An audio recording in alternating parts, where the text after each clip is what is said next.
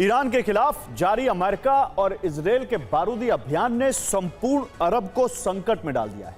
Iran पर भीषण हमले हो रहे हैं और ईरान भी विनाशकारी जवाबी हमले कर रहा है। यानी युद्ध में दोनों ही पक्ष रुकने का नाम नहीं ले रहे। लेकिन अब ईरान उस रणनीति के तहत बारूदी कार्रवाई शुरू कर रहा है जिसमें अमेरिका के पास एक ही रास्ता बचेगा, अरब से आउट होना, बाहर निकलना। आखिर क्या है ईरान का वो मास्टर प्लान जो अरब से अमेरिका को बेदखल कर देगा? अब आपको मैं इस रिपोर्ट में दिखाता हूं। ईरान ने अल्टीमेटम दे दिया कि अमेरिका अपनी कंपनी समेट ले, वरना उन्हें मलबे में तब्दील कर देंगे। ऑपरेशन ट्रू प्रॉमिस 4 49वीं लहर का कहर।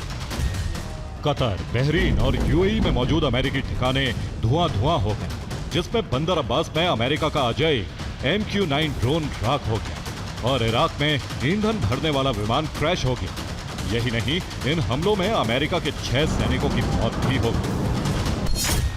उनके मुताबिक स्ट्रेट ऑफ हॉर्मुज़ बंद होने के बाद अरब देशों ने ट्रंप से अपील की है कि जहाजों की सुरक्षा के लिए युद्धपोत भेजें। इन देशों का बर्ताव भीख मांगने जैसा है, जिसमें दावा किया गया है कि ईरान युद्ध में सिर्फ बारूद से नहीं लड़ रहा है, बल्कि डॉलर को ग्लोबली बर्बाद करने के लिए लड़ रहा है।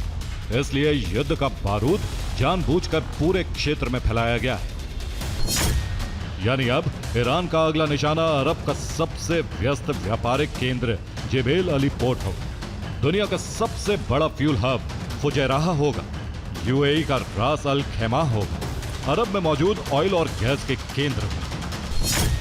इसलिए अब टारगेट पर है यूएई में मौजूद एक्सॉन मोबिल और शेवरॉन।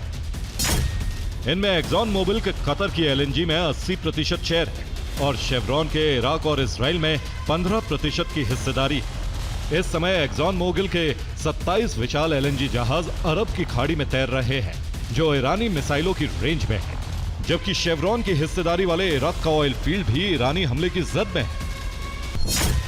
ईरान ने खाड़ी में मौजूद अमेरिकी बैंकों की शाखाओं पर हमले शुरू कर दिए, जिसमें अमेरिका के बैंक और बॉन्ड मार्केट को भारी नुकसान उठाना पड़ा है। इस युद्ध में 2 हफ्ते में मरने वालों की संख्या 3000 के पार जा चुकी। ईरान में 1400 से ज्यादा लोगों की जान चली गई, तो वहीं लेबनान में 773 से ज्यादा लोगों की मौत हो गई।